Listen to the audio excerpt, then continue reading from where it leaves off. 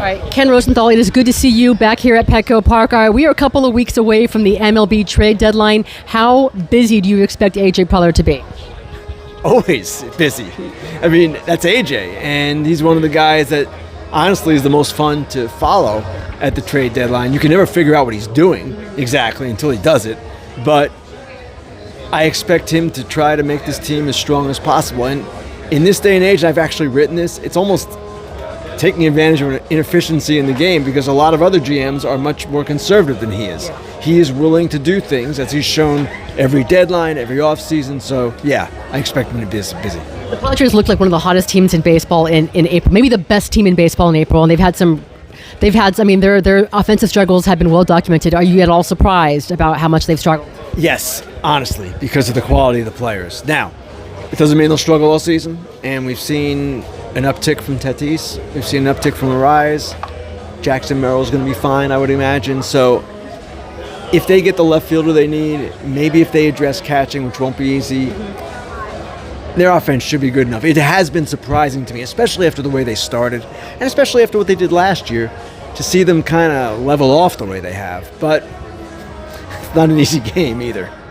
Ken, most of us have not really heard much from the Padres' new controlling ownership and led by John Seidler and of course Eric Group, who's the CEO. Have you gotten any sense of what this ownership group can spend, where they are financially? I have no sense of it, and that's fine. They don't have to tell us, and honestly, it's a competitive disadvantage to them when they do tell us what they're willing to spend. But what I always think in these situations is their actions will speak louder than any words can.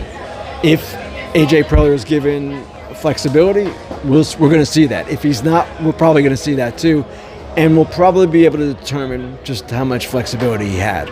You mentioned catcher, left fielder. Duran in Boston has been a popular name. I spoke with Kyle Glazer of Friar Territory yesterday. He said that, no, Red Sox are back in it. He's not going anywhere. Who are some guys that could fit that role should they go for a left fielder? Marty, it's a good question. There aren't many out there, and that's the problem. There's just not a lot of bats that are going to be moved and are good enough to be moved. Now, that doesn't mean he won't get someone, because there are probably guys that I don't think are available yet who are going to become available. The Orioles are obviously a team with bats, and not a perfect fit for them. O'Hearn would be one guy. They'd have to play Sheets in left more, but he's one. Cedric Mullins, not a perfect fit either for the Padres. They got a center fielder, obviously. Pretty good one. But a really good one. But those are two. I don't have the list of names off the top of my head exactly, but he'll figure something out. Okay, last thing for you, Ken Rosenthal. I know you're busy. You have the game tomorrow here in San Diego on Fox.